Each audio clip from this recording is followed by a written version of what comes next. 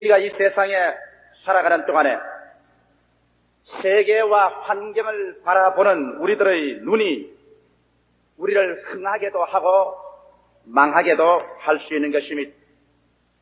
다 같은 환경에서 어떠한 사람은 그곳에 죽음과 절망을 바라보는데 다른 사람은 그 속에서 생명과 기쁨을 바라보는 사람이 있습니다.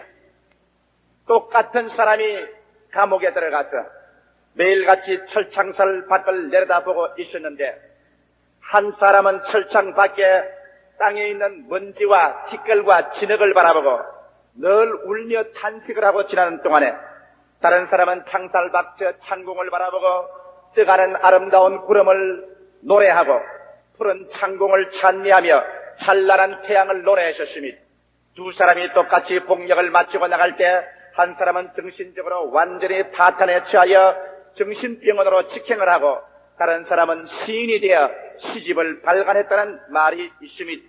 우리의 세상 살아가는 동안에 우리 마음 먹는 대로 우리가 환경을 즐겁게 만들 수는 없지만은 그러나 우리에게 주어진 환경 가운데서 그 환경을 우리를 파멸하도록 인도할 수도 있고 그 환경이 우리의 도움을 주어서 우리가 창조하고 생산하며 건설하고 승리할 수 있는 동기를 삼을 수도 있는 것입니다. 오늘 저는 이 왕하 6장 8절로 19절에 환경을 보는 눈이 얼마나 인생 전체를 변화시키는가 그 문제에 관해서 말씀드리고자 하는 것입니다. 신 목사님께서 읽어주신 말씀대로 엘리사는 위대한 이스라엘의 선지자였습니다. 그가 하나님께 묵시를 받아서 왕을 지시하며 왕이 여러 번 전략적으로 적군이 쳐들어오는 자리를 미리 알아서 아람 왕이 대군대를 동원하고 아무리 준비해도 이스라엘이 미리 알고 그를 방지하고 격파했었습니다. 아람 왕의 마음속에 번뇌는 말로 형용할 수가 없었습니다. 그는 자기 신하들에게 말했습니다. 틀림없이 우리 신하들 중에 내탐하는 정탐꾼이 있다. 우리가 언제나 참모화에 회의할 때마다 우리의 비밀을 이스라엘에게 알려주는 자가 있다. 그때 그 참모 중 한 사람 하는 말이 왕이여 그렇지 않습니다. 이스라엘 나라에는 선지자 엘리사가 있어 기도하는 중에 하나님의 계시와 묵시를 받기 때문에 왕이 침실에서 혼자 말하는 것도 모두 다 이스라엘 왕에게 가서 고하고 알게 합니다.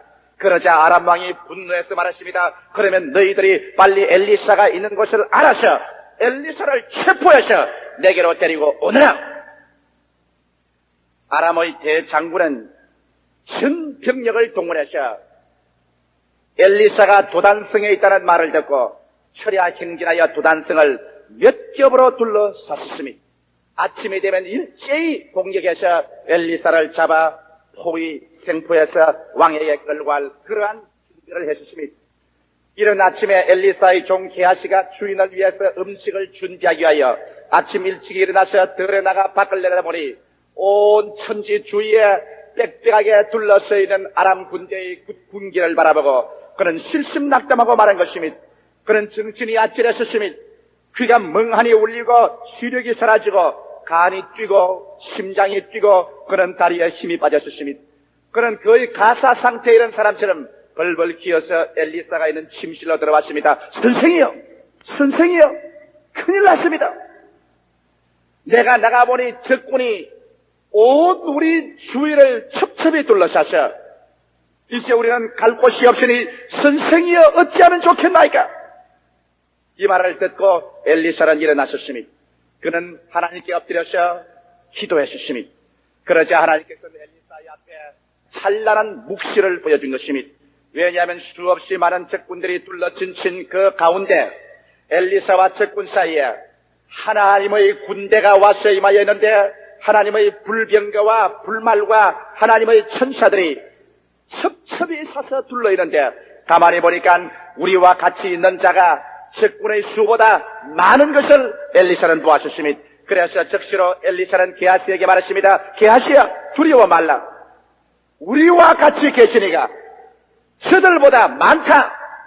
하나님이 쓰여 게하시의 눈을 열어주셔서 육신의 눈으로 보지 아니하고 계시의 눈으로 봄으로 말미암아 이 상황을 깨닫게 하여 주시옵소서.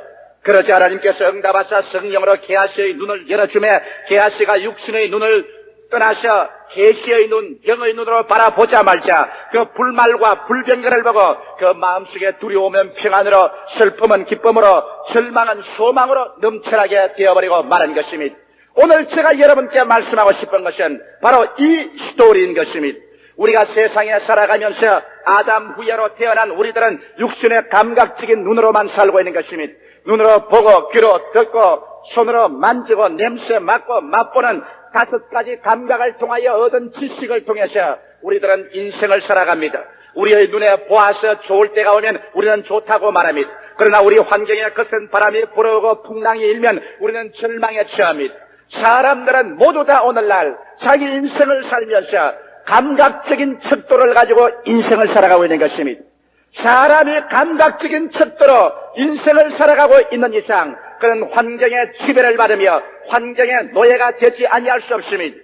15년 동안 목회 생활을 통하여 저는 수많은 사람들과 카운셀링을 했었습니다. 그 수많은 사람들이 절망에 처하고 죽음에 처하고 낭패에 처하여 저에게 다가와서 이야기하는 말을 들을 때 그 대다수가 모두 다 눈에 보는 것, 귀로 듣는 것, 손으로 만지는 것, 현실적인 감각에서 첩첩이 둘러싸와 나갈 곳이 없는 절망의 벽에 부딪혀서 엘리사의 종 게하시와 같이 선생이여 이제 우리가 죽게 되었나이다.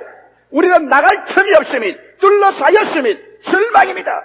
이러한 이야기를 가지고 오는 것임이 감각적인 관계로 우리가 볼 때는 나갈 길이 없음이 그러나 오늘 제가 전도하는 우리 주 예수 그리스도를 통한 하늘과 땅과 세계와 그 가운데 모든 것을 지으신 하나님 앞에서는 인간의 마지막 벽이 하나님께서 기적을 행하시는 기회가 되기 때문에 우리는 육신의 감각적인 눈으로만 살지 아니하고 계시적인 영광스러운 신앙 관찰을 통해서 살게 되는 것입니다. 그러면 첫째로 오늘 이 시간 여러분과 말씀하고 싶은 것은 우리 사람들에게는 육신의 눈과 신앙의 눈, 2가지 눈이 있다는 것을 말씀해드리고 싶습니다. 아담이 하나님께로부터 지음을 받았을 때는 아담은 하나님이 지으신 세상 만물만 보고 살도록 만들어진 것이 아니라 그는 천지와 만물을 지으신 하나님을 바라뵙고 하나님과 동행하게 만들어 놓은 것입니다. 저녁 선을 할 때면 하나님께서 오셔서 에덴에서 아담과 하와를 손에 손을 잡고 대화하며 행하신 것입니다. 그들은 이중의 눈을 가졌었습니다. 영의 눈과 육의 눈을 가지고 있었습니다. 그러나 그들이 하나님을 반역하고 죄를 지어 하나님께서 손대지 말라는 금단의 열매를 까먹고 난 다음 그들의 영의 눈은 사라지고 마는 것입니다.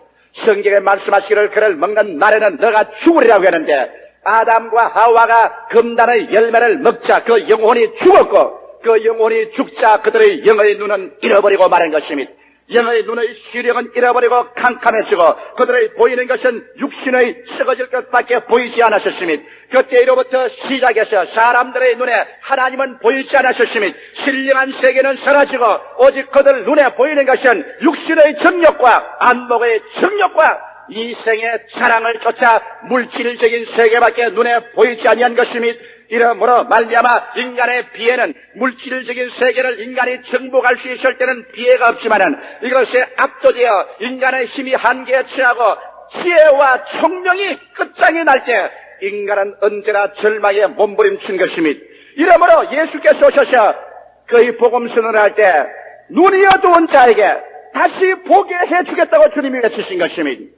이러므로 오늘날 교회에 나오는 여러분들에게는 육신의 눈에 그리스도의 십자가 앞에 나와 엎드리므로 영광의 영적인 계시의 세계를 바라볼 수 있는 신앙의 눈, 계시의 눈을 얻게 되는 것입니다. 그러면 먼저 감각적인 관찰이 얼마나 헛되다는 것을 우리는 성서를 통하여 바라보아야 될 것인 것입니다. 구약 성경에 보면 이스라엘 백성과 블레셋 사람들은 끊임없이 대적에서 싸운 것입니다. 한 번은 블레셋의 대장군 골리앗이 대군대를 거느리고 이스라엘을 진쳐왔는데 그 골리앗 장군의 모습이 인간으로 상상할 수 없습니다. 그의 눈 하나는 주발만씩 컸었습니다. 그의 창자루는 배틀채와 같이 컸다고 말했었습니다.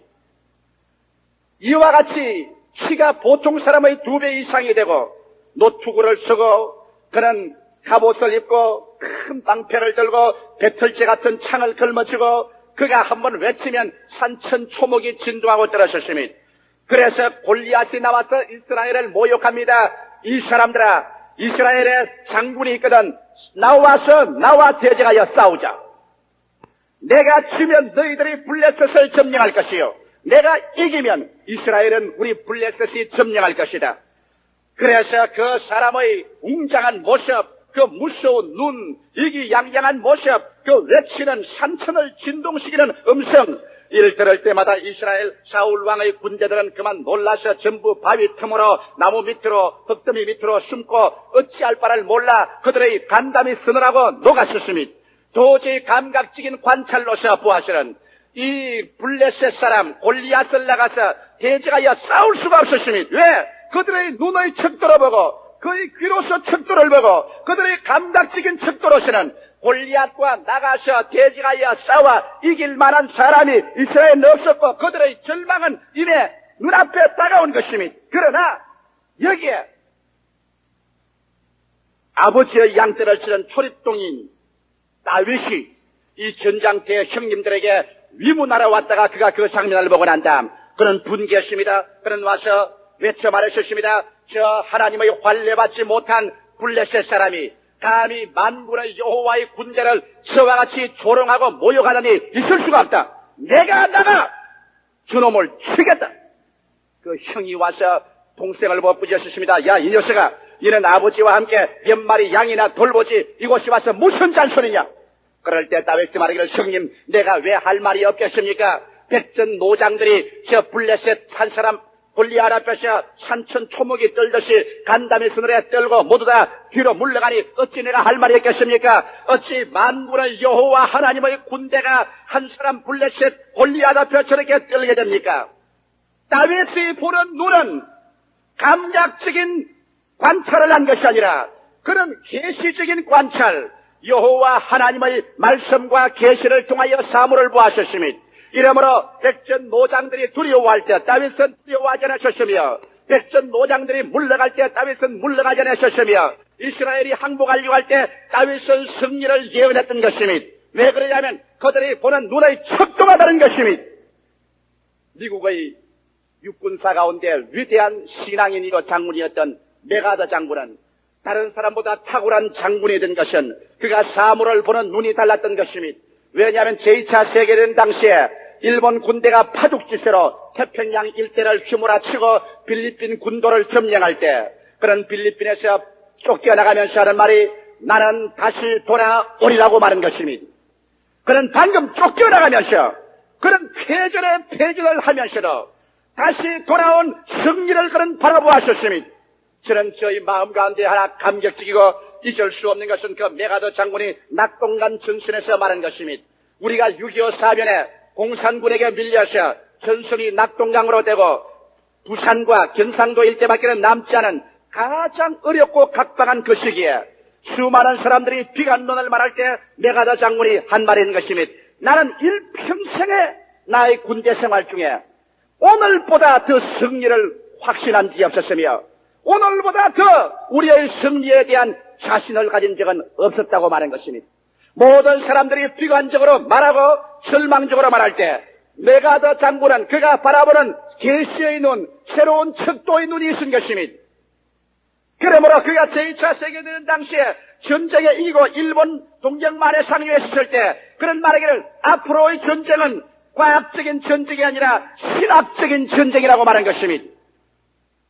이스라엘 백성들이 모두 다 인간의 감각적인 척도를 가지고서 혼비백산했을 때 여기에 다윗은 육신의 눈으로 보지 않냐고 신령의 눈으로 보았기 때문에 그는 골리앗보다 더 위대한 하나님, 골리앗보다 더 거신 하나님을 보았었습니다. 그 결과로 다른 사람이 두려워할 때 그는 두려워하지 않고 다른 사람이 패전할 때 그는 패하지 아니한 것입니다.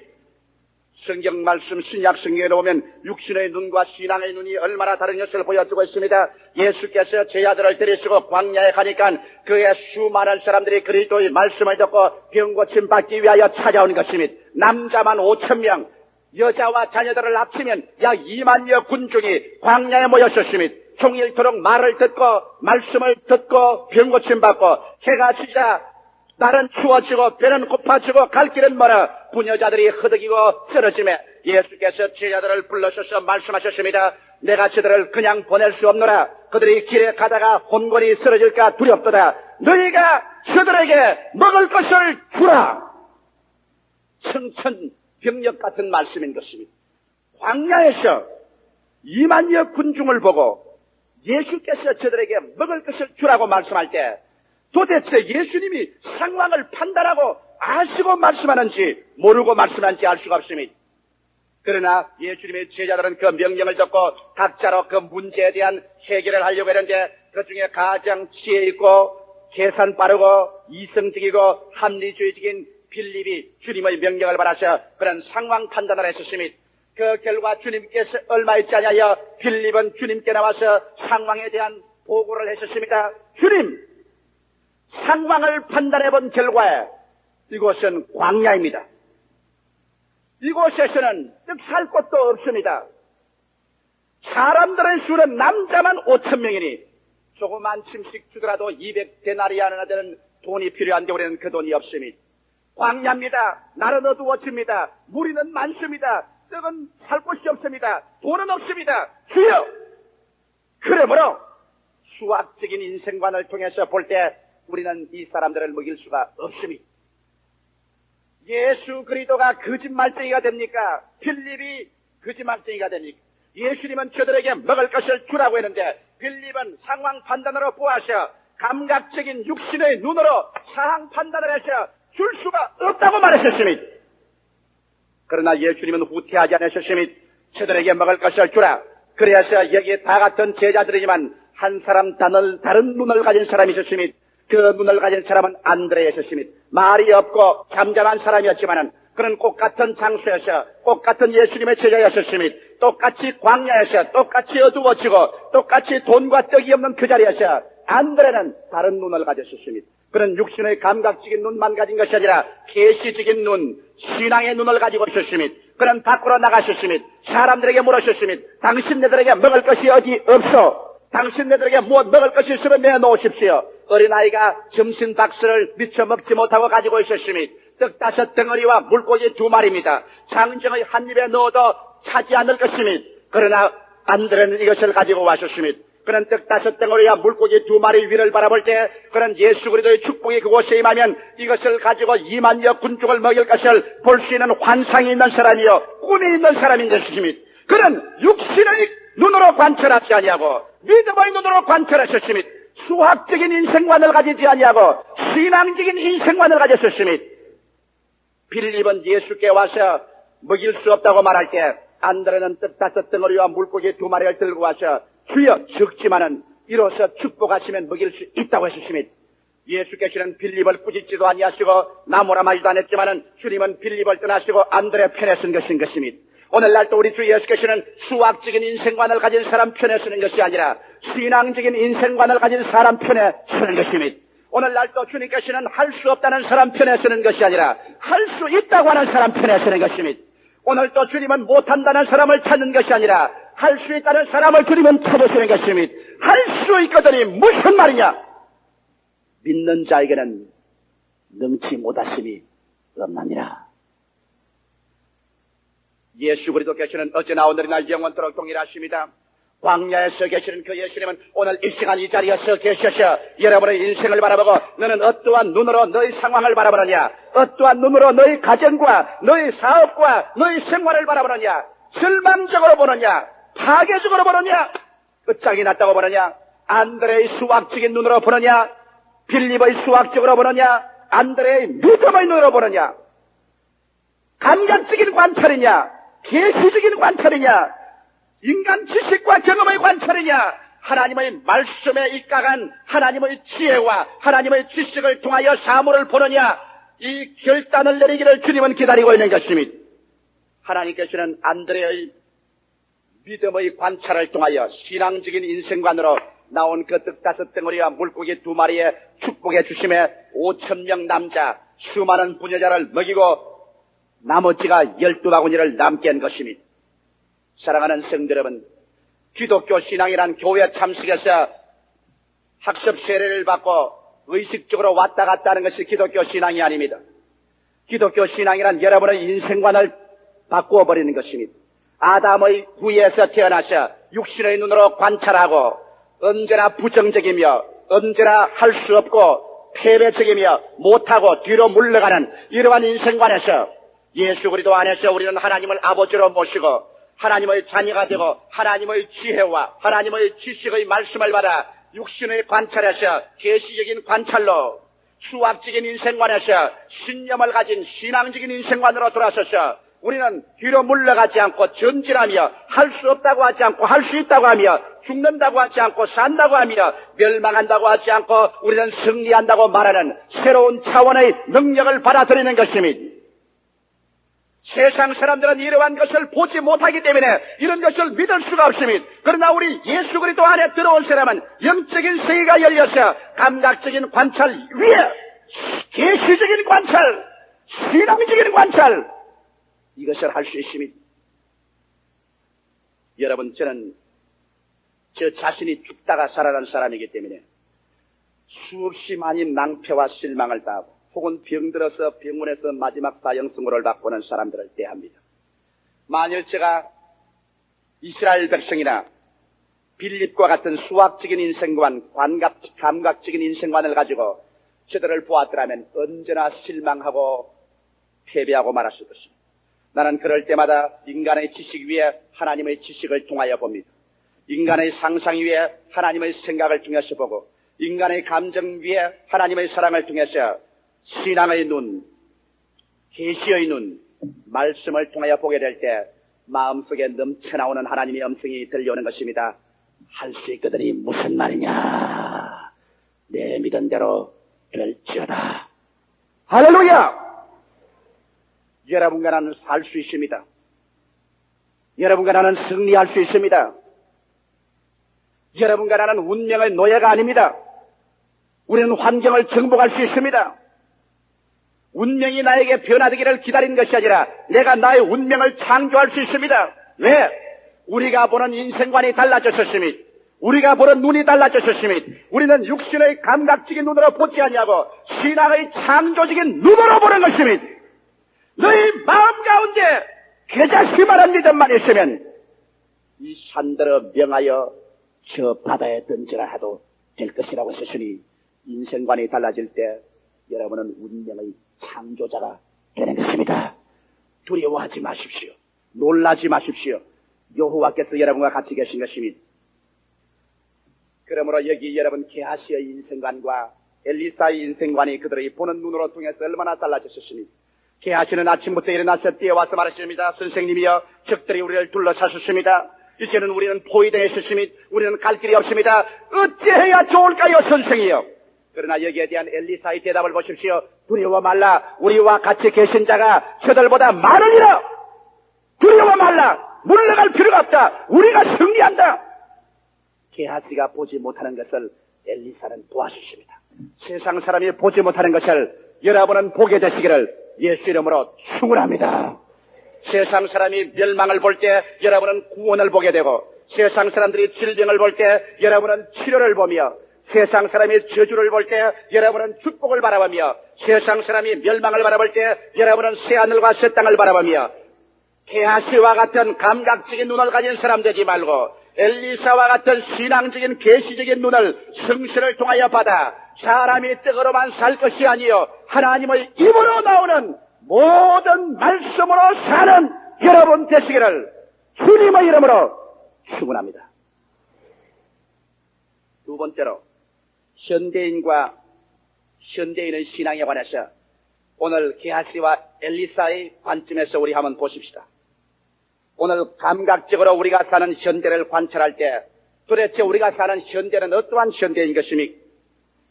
감각적인 관찰로 보면 현대는 두말할 필요 없이 위기의 시대인 것입니다. 여러분께서 신문을 펼쳐보면 정치면에서나 사회면에서 어느 곳에 가나 국제 정치에나 우리 한국 사회면이나 위기가 기록되지 않은 곳은 없습니다. 유명한 피트림 소록치는 현대를 위기의 시대라고 갈파해 주십니다. 그는 말하기를 현대는 전쟁의 위기, 도덕의 위기, 성모랄의 위기, 경제적인 위기, 전체주의화의 위기 등 헤아릴 수 없는 많은 위기 속에 우리가 산다고 말하고 있는 것입니다. 나는 오늘 이 시간에 게하시 엘리사의 사환이 본 것처럼 육신의 눈으로 한번 세상을 관찰해 보고자 합니다. 여러분, 육신의 눈으로 오늘 우리 안전, 우리 국가와 사회와 세계를 바라보게 될 때 오늘 세계는 진실로 위기에 처한 것을 알 수 있는 것이며 그 가장 근원적인 것이 오늘 전 세계 사람들이 마음속에 사물을 바라보는 가치 도착의 위기에 도착한 것이며 사람들은 올바른 가치관을 잃어버리고 마는 것이며 이원설 박사는 그래서 이렇게 말하셨으며 모든 현현적인 위기들의 근원 곧 원초적인 위기는 사람의 심리 저면에 깔린 가치 도착 위기일 것이다. 즉 먼저 구할 것을 제쳐놓고 나중 구해도 될 부차적인 가치를 앞세우는데 현대인이 지닌 원천적인 위기가 있다고 말한 것입니다. 한 7, 8년 전입니다. 나는 그때 일을 생각하면 지금도 우습습니다만 그러나 귀여운 생각이 납니다. 그 사람은 이미 성인이 되었지만은 중학교 아마 한 2학년쯤 되는 학생이 용기를 내서 저에게 신앙상담을 왔습니다. 좀처럼 제가 바빠서 신앙상담을 못하기 때문에 중학교 학생 정도는 저희 방문을 한 번 두드려 있다가 7번 퇴짜를 맞습니다. 그런데 이 사람은 비서실을 통해서 들어오지 아니하고 용감하게 직통문을 두들기고 저희 사무실에 들어왔습니다. 내가 사무를 보다 보니 불컥 중학생 한 사람이 정모를 쓰고 들어와서 차례자체로 서 있는데 야 바쁘다 나가려고 말을 하려고 하면서 쳐다보니까 어찌나 사시나무 떨듯이 떨던지 불쌍한 생각이 났었습니다. 제가 내 사무실에 들어올 때 얼마나 결심하고 들어올게 저렇게 벌벌 떨고 사탈하게 됐는가. 자네 왜 왔니? 뭐 때문에 왔니? 한참 차려고 지금 목사님 인생에 중대한 문제가 있어 왔습니다. 너에게 인생에 중대한 문제가 있어. 말해봐. 목사님, 나는 아무 중학교 2학년입니다. 그래. 목사님, 연애를 해도 좋습니까? 안 좋습니까? 너무 어이없는 질문에 대해서 그만 제가 긴장을 놓고 한바탕 웃었습니다. 왜 그러냐? 목사님, 요사이 자꾸 연애가 하고 싶습니다. 공부가 안 되고 여학생들이 자꾸 쳐다보입니다. 어떻게 하면 좋겠습니까? 그에게는 중대한 질문이었습니다. 그래서 내가 그 학생을 보고 한 말이 있습니다. 이 사람아, 연애를 하고 싶은 그 마음이 나쁜 것은 아니다.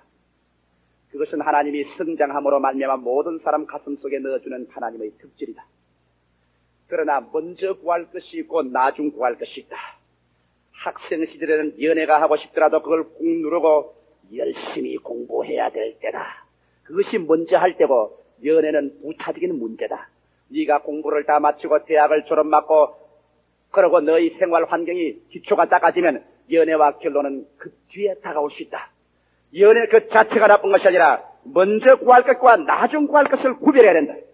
공부할 시기를 놓치고 연애를 걸고 놀러만 댕기고 돈을 거기에 쓰다가 세월이 흘러가고 나중에 공부할 기회를 놓치고 먼저 구할 것을 구하지 못하고 나중 구할 것을 먼저 구했다가 패망하는 젊은이가 얼마나 많은지 아느냐. 공부부터 먼저 해라. 알았습니다. 그러니만 그건 뒤로 물러나갔습니다. 지금은 그런 대학을 아마 졸업받고 사회인이 되어 있을 것입니다.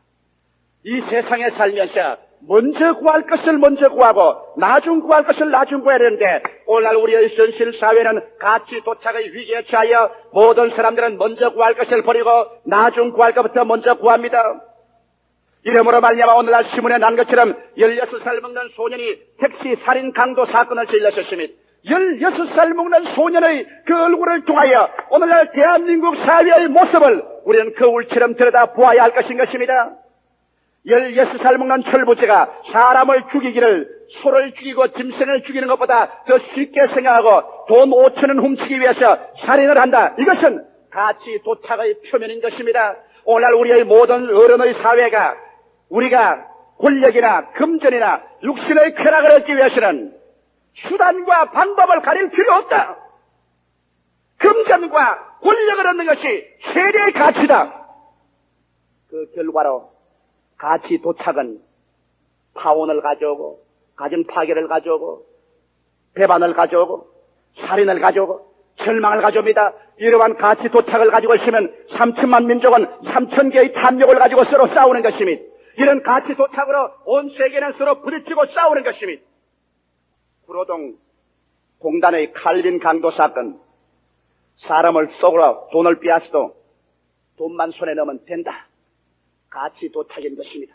이러기 때문에 오늘날 구라파와 영국, 미국 사회에 보면은 가치 도착으로 그들이 달려간 결과에 오늘 미국 사회는 정신병자가 급증하고 있으며 스웨덴 같은 복지국가에도 자살자가 날로 늘어가는 것은 그들은 인생의 가치가 까꿀로 되어서 정신 이상을 일으키고 마음의 평화를 상실하고 있는 것입니다. 성경은 여러분 오늘날 시대 가치 도착증이 걸릴 것을 이미 2000년 전에 디모데 후서 3장 1절부터 말하고 있습니다. 들어보십시오. 내가 이것을 알라. 말세에 고통하는 때가 이르리니 사람들은 자기를 사랑하며 돈을 사랑하며 자긍하며 교만하며 회방하며 부모를 거역하며 감사치 아니하며 거룩지 아니하며 무정하며 원통함을 풀지 아니하며 참수하며 절제하지 못하며 사나우며 선한 것을 좋아하니하며 배반하며 팔며 조급하며 자고하며 쾌락 사랑하기를 하나님 사랑하는 것보다 더한다. 가치 도착인 것입니다. 그러나 여기에 예수 그리스도께서 우리에게 가르친 것은 뭔지 압니까? 그 나라와 그 의를 먼저 구하라. 그리하면 이 모든 것은 너에게 더하여 주리라. 올바른 가치는 하늘의 나라, 주님의 사랑과 하늘나라의 정의를 먼저 구하는 생활. 이것을 먼저 두고 이것을 구할 때 플러스 인생을 살게 됩니다. 그럴 때 권력도 부차적으로 따라오고 금전도 부차적으로 따라옵니다. 얼마 전에 어떤 부형님 한 분이 내 사무실에 와서 고개를 떨어뜨리셨습니다. 그가 하는 말이 나는 가정위기에 처했습니다. 목사님, 내가 아내가 싫어지고 미워지고 아내도 내가 싫어지고 미워집니다. 자식들이 귀찮아지고 세상에 살 맛이 없습니다. 나는 왜 이렇게 되었습니까? 그 사람도 가치 도착증에 걸린 것입니다. 먼저 구할 것을 나중 구하고 나중 구할 것을 먼저 구합니다. 나는 물었습니다. 당신은 아버지로서의 몇 시간 집에 아내와 자녀들과 같이 지냅니까? 세상에 먹고 살다 보니까 좀 더 많은 수입과 좀 더 물질적으로 부유한 생활을 하기 위해서 나는 여러 가지 일을 겹쳐서 합니다. 그렇기 때문에 저녁 10시면 집에 들어가고 아침 7시면 집에서 나갑니다. 어떠한 사람치고 저녁 10시에 들어와서 아침 7시에 나가는 사람이 그 부부하고 대화의 세계가 이루어지겠으며 그 자식들하고 대화의 세계가 이루어지겠습니까?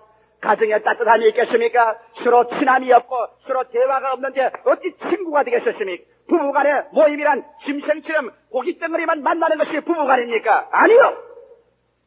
부부라는 것은 인생의 가장 좋은 친구로 모이는 것입니다. 친구는 대화의 세계가 이루어지지 않고야 어떻게 친구가 됩니까? 그래서 내가 말했습니다. 당신은 돈을 헛벌어서 먼저 구할 건 먼저 구하고 나중 구할 건 나중 구해야 될 거요. 당신이 가정을 이룬 것은 먼저 부부간에 서로 사랑하고 자녀를 사랑의 분위기 가운데 키우는 이것이 먼저 구할 거요. 돈은 나중 구할 것이요. 차라리 돈이 많지 않더라도 따뜻한 사랑이 있는 가정에는 행복한 자녀들이 성장하는 거요. 함께 기도하고 함께 찬송하는 가정은 언제나 함께 있게 되고 당신같이 이렇게 떨어져 살면 불리하게 되는 거요. 먼저 구할 것은 먼저 구하시오. 주일날은 함께 교회 나오고 돈이 없으면 우리 저 지하실에 가서 90원짜리 우동이라도 서로 머리를 이마를 맞대고 먹고 싸워도 같이 싸우고 좋아도 같이 좋은 대화의 세계를 여시오. 그러면 당신의 병이 치료받소. 그 이외에는 당신의 병을 치료할 것이 없어. 그렇게 제가 말했었으니 먼저 구할 것을 먼저 구하고 나중 구할 것은 나중 구하는 가치 도착의 위기에 오늘날 처하지 말아야하는데 세상은 거꾸로 되었습니다. 돈을 먼저, 지위를 먼저, 권력을 먼저, 쾌락을 먼저, 이기주의를 먼저. 그래서 온 세계는 뒤죽박죽이 되고 그저 돈 벌고 권력을 얻기 위해서는 배반하고 조급하며 팔며 싸고 칼로 찔러 죽이고 무엇이든지 해도 좋다는 세계가 오늘 우리 정신사에 팽배하게 일어나고 있는 것입니다. 이러한 사태 속에서 국민소득 1,000달러가 되면 무슨 소용이 있으며 이런 사회 속에서 물질의 부유의 풍요의 세계가 들어오면 가정마다 파괴되고 자식들마다 부모를 배반하고 세계마다 마약 환자가 꽉 들어 찬다면 이것이 무엇을 발전을 말할 수 있는 것입니까? 그 나라와 그 일을 먼저 구하라. 그리하면 이 모든 것을 도하시라는 주의 말씀을 기억할 때가 온 것인 것입니다. 이러므로 우리가 계하시의 눈으로 보게 될 때 오늘 우리의 사회는 위기로서 꽉 둘러차 있는 것입니다. 여러분, 이번 1973년도 전 미국 카톨릭 교육자 협의회 대회에서 오늘날 세계에서 가장 저명한 비엔나의 심리학자인 빅토 프랑켈은 그는 이렇게 말을 했었습니다. 무의미의 감정이 전 세계를 홍수처럼 뒤덮어 소위 실존적 공허의 병적 콤플렉스를 일으키고 있다. 오늘날 인간은 생활의 도구는 갖고 있다. 돈과 권력은 갖고 있지만 비참하게 불행하다. 그리고 지금도 마약이나 자살을 향해 손을 내민다. 그 이유는 그들의 소유한 물질이나 권력으로 결코 생의 목표를 얻을 수 없기 때문이다. 여러분이 아시다시피 전 세계를 통하여 사람들은 삶의 의미를 찾아 갈구하고 있다. 그러나 그 삶의 의미가 무엇인지 알지 못하므로 그것을 얻지 못하고 있다. 생의 의미는 발명되지 않는다. 만일 우리가 계속하여 어린이들에게 인간은 단지 생물학적인 조직의 합성체 혹은 컴퓨터에 불과하다고 가르치면 그들이 성장하면서 마약을 사용하고 자살을 하는 것은 당연지사다. 여러분, 오늘날 세계는 가치 도착의 위기뿐 아니라 허무와 무의미의 실존적 공허의 위기가 있는 것입니다. 사람들마다 이 세상에 밥만 먹고는 못 삽니다. 밥 먹고 옷만 입혀주고 삽니까? 오늘날 우리 남편들이 종종 그 불평하는 주부들에게 제게 신앙상담하서 하는 말을 천편일률적으로 하는 말이 있습니다. 밥 먹여주고 옷 입혀주고 등 따쓰고 배부르니까 쓸데없는 불평이라고 말합니다. 밥 먹고 옷 입고 등 따쓰고 배부른 것이 인생의 전부입니까? 그런 정도는 개, 돼지도 다 누리고 있는 것입니다. 인간은 삶의 목표가 있어야 사는 것입니다. 살아가는 목표, 우리에게 부를 노래를 달라, 살아갈 철학을 달라. 이것이 오늘날 세계의 부르짖음인 것입니다. 만일 이것을 주지 못하면 사람들은 이 공허를 채우기 위해서 그들은 음란해집니다. 이 공허를 채우기 위해서 마약을 사용하고 술을 마시고 자살을 하는 것입니다. 세계는 이와 같은 마음의 공허증 속에 허덕여서 상류사회는 이 공허증을 채우기 위해서 주지육림으로 방탕하고 하류사회는 이 공허증 속에서 그들은 타락하고 열등의식과 좌절감에서 쓰레기 띠미 인생으로 내어던져 범죄 속에 떨어져가는 것입니다. 누가 인생의 삶의 목표를 줄 수 있습니까? 어느 것이 이것이 목표라고 말했습니까? 돈이 목표입니까? 일본 사람들은 돈이 목표라고 말했다가 오늘날에 와서 돈을 얻자 그들은 인생의 목표는 잘 사는 것이 아니라고 외치고 있는 것입니다. 오늘 구라파 사람이나 미국이나 일본 사람에게는 잘 사는 것이나 권력이나 돈이나 부여는 목표가 아닙니다. 목표를 이뤘기 때문에 그들은 오늘날 방황하여 마약광이 되어가고 있습니다. 희피가 생기고 음란하고 방탕이 일어나는 것입니다. 오늘 우리 한국도 지금은 잘 살아보자, 배불리 먹어보자, 잘 입어보자, 집을 잘 지어보자, 이것이 우리의 목표가 되었지만은 80년대 가서 국민소득 1000불이 되면은 우리의 그 목표를 사라지고 우리는 오리무중 가운데 허덕이게 되는 것입니다. 어디서 와서 어디로 가며 무엇 때문에 사는가? 내가 누군가? 나를 찾아주시오. 이러한 부르짖음이 여러분 뼈저리게 여러분의 가슴을 울릴 것입니다. 사람들은 배고픈 사람은 배고파서 괴롭지만은 배부른 사람은 인생의 허무와 무의미, 인생의 목적이 없어서 절망에 처하는 것입니다. 이렇기 때문에 유명한 하드슨 연구소의 연구자인 칸 박사도, 험한 칸 박사도 인생은 무한대로 발전한다. 탈전자시대 이후로 인생의 발전이란 상상할 수 없지만은 한 가지 조건이 있다. 사람이 살아가는 목적과 이유를 발견하지 못하면 인간의 발전은 그치고 자멸하고 만다고 말했습니다. 오늘날 온 세계는 삶의 목표를 잃어버린 실존적인 공허의 위기에 처한 것입니다. 또 다른 공허가 위기가 우리 주위에 있습니까? 우리의 일사의 사원인 개아시의 눈으로 한번 바라보십시다. 오늘날 자연 자원과 생태학적인 위기는 온 지구를 둘러싸고 있는 것입니다. 옛날에 성경학자들이 말하셨습니다. 서력기원 2000년이 되면 예수가 강림하시고 세계 역사는 종말에 처한다고 말할 때 수많은 역사자들과 과학자들이 그를 비웃고 손가락질했으니 저런 무식한 몽상주의 같은 소리 하지 말라고. 그러나 오늘날 이와 같은 예언적인 영은 이제 목사나 성경학자를 통해서 나오는 것이 아니라 과학자 입을 통하여, 철학자 입을 통하여 나오고 있는 것입니다. 여러분 신문을 읽고 여러분이 과학적인 잡지를 통해서 잘 아는 것처럼 오늘날 과학자들은 지금부터 30년 후면 서력기원 2000년에 지구의 인구는 70억을 넘게 된다고 말하셨습니다. 지금 현재도 세계에서 밥을 굶주리는 인구가 10억이 넘는데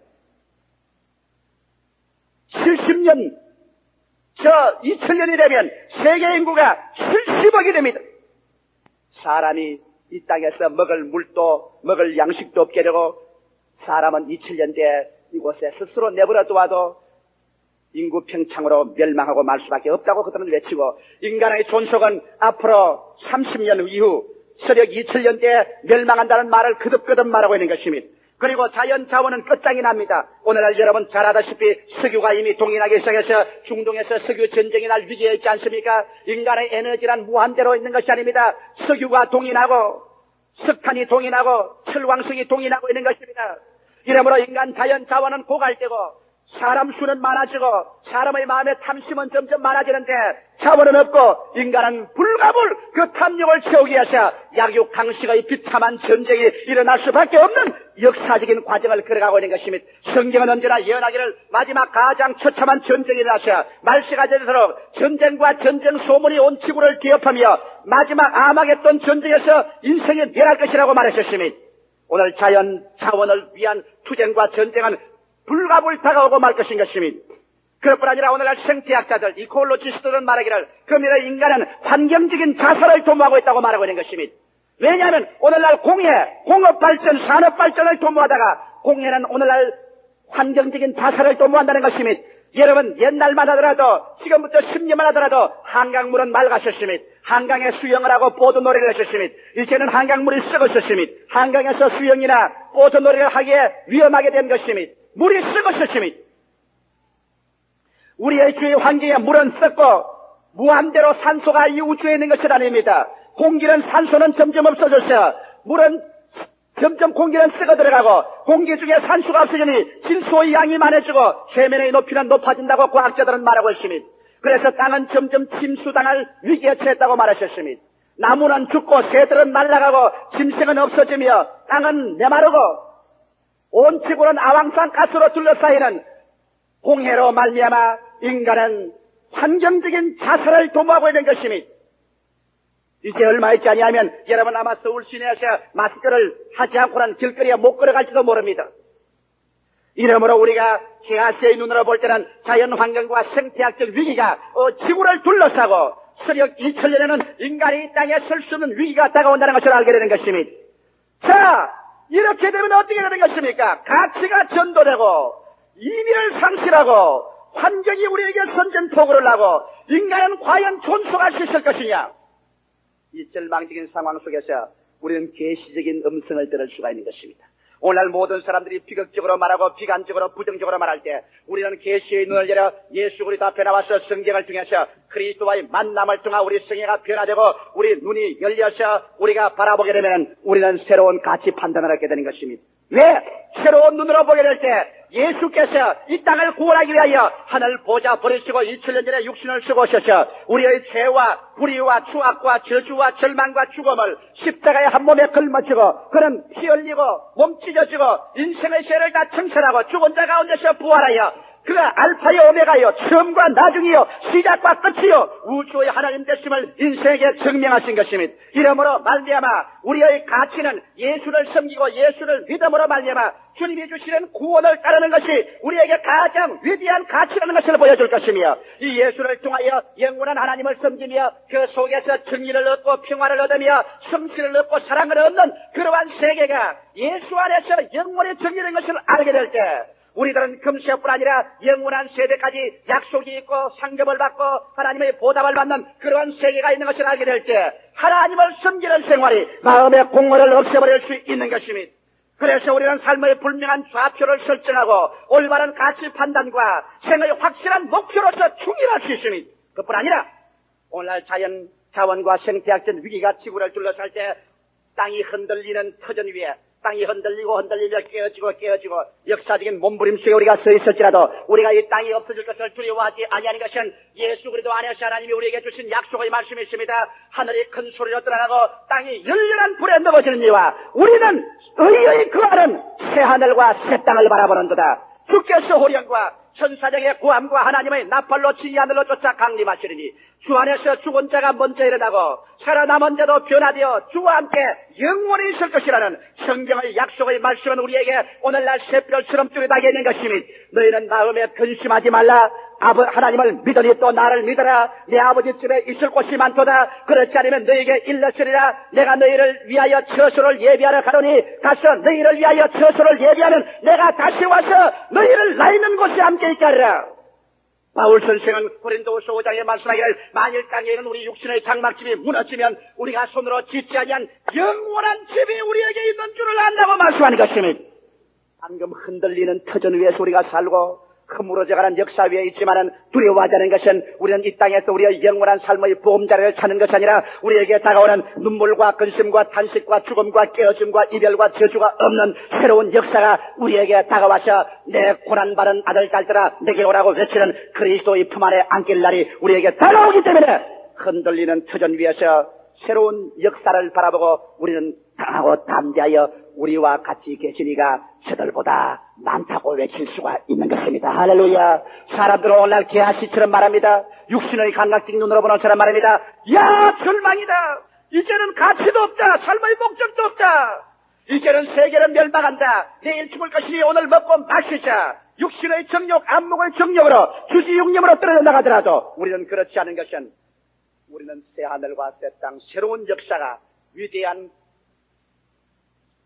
창조적인 음성을 가지고 우리에게 다가오는 것을 우리는 바라보는 것입니다. 우리는 그리스도 안에서 삶의 가치가 있습니다. 그리스도 안에서 삶의 목표가 있습니다. 그리스도 안에서 부를 노래가 있고 철학이 있습니다. 그리스도 안에서 다가오는 새 역사가 우리를 영접하기 위해서 오는 것을 우리는 바라보는 것입니다. 할렐루야. 우리는 버림받지 않았습니다. 우리는 슬프지 않습니다. 우리는 외롭지 않습니다. 우리는 주님이 같이 계십니다. 너희 두세 사람이 내 이름으로 모인 곳에는 나도 같이 있다는 예수. 볼지어다 세상 끝날까지 내가 너와 항상 같이 있겠다고 하시는 예수. 그날에는 너희가 내 안에 내가 너희 안에 있는 것을 너희가 알리라는 그 예수께서 우리와 같이 계시고 우리의 손목 잡고 우리의 눈을 열어주어서 육신으로 절망적인 상황을 뛰어넘어 새로운 세계와 새로운 창조를 바라보는 눈을 주었기 때문에 우리는 죽는 자리에 들어갈 때 노래하면서 들어갈 수 있으며 절망을 향하여 사망한 너희 이기는 것이느냐 사망한 너희 소는 것이느냐 우리는 외칠 수가 있는 것입니다. 저는 사도 바울 선생이 고린도후서 4장 7절로 10절에 외친 말씀을 가지고 오늘 설교를 끝마치고자 하는 것입니다. 그런 말하기를 우리가 이 보배를 질그릇에 가졌으니 이는 능력의 힘이 큰 것이 하나님께 있고 우리에게 있지 아니함을 알게 하려 함이니라. 우리가 사방으로 우겨쌈을 당하여도 쌓이지 아니하며 답답한 일을 당하여도 낙심하지 아니하며 핍박을 바라로 버림받지 아니하며 거꾸로 뜨림을 당하여도 망하지 아니한다. 왜? 우리는 감각적인 눈, 수학적인 눈으로 보지 않고 계시적인 눈, 믿음의 눈, 창조적인 눈으로 주를 바라보기 때문에 쌓여도 그 쌓인 것보다 더 위대하신 주님, 거꾸러짐보다 더 위대하신 주님, 답답해도 답답한 것보다 위대한 하나님을 바라보고 그를 붙잡고 그가 나를 붙잡기 때문에 우리는 승리한다고 외치는 바울 선생을 따라 여러분도 승리를 외치게 되시기를 주의 이름으로 축원합니다. 예수께로 나오십시오. 새로운 세계가 있습니다. 십자가 밑으로 나오십시오. 여러분의 육신의 눈에 비늘이 떨어지고 새 하늘과 새 땅을 바라봅니다. 여러분의 인생의 새로운 차원으로 사람이 떡으로만 살 것이 아니라 하나님의 입으로 나오는 말씀으로 사는 새로운 차원의 세계가 전개되는 것입니다. 기도드리겠습니다. 살아계신 아버지 하나님, 오늘 이 시간에 주의 성령과 말씀으로 우리의 마음속에 두 가지 인생의 관점에 관해서 말씀해 주신 것을 감사합니다. 육신으로 눈으로 보는 것과 신령의 눈으로 보는 것, 패배적인 감각적인 눈으로 보는 것과 창조이고 승리적인 계시적인 말씀 중심의 눈으로 보는 것, 두 가지 인생관이 얼마나 우리의 결과를 하늘과 땅 천장지 차이로 맺는 것을 압니다. 우리 아버지 하나님, 우리는 게하시와 같이 환경을 바라보고 절망하는 자 되지 말고 엘리사와 같이 우리와 같이 계신 이를 바라봄으로 말미암아 저들보다 우리가 더 위대함을 알고 믿음과 인내와 담대한 용기를 잃지 말게 하여 주시옵소서. 우리와 같이 계신 이 예수 그리스도는 가난보다 질병보다 절망보다 슬픔보다 죽음보다 더 위대하심으로 우리와 같이 계신 이가 저들보다 많으니라. 너희 안에 계신 이가 세상에 있는 일을 이겼습니다. 위대한 말씀을 가지고 새로운 측도로 인생과 환경을 바라보는 우리 성도들 되게 하옵소서. 예수님 이름으로 기도하옵나이다. 아멘. 우리 한 2분 동안 새로운 마음과 새로운 측도로 예수를 바라보며 우리 인생을 새로 보는 기도를 드리십시다. 한 2분 동안 주님께 기도드리겠습니다.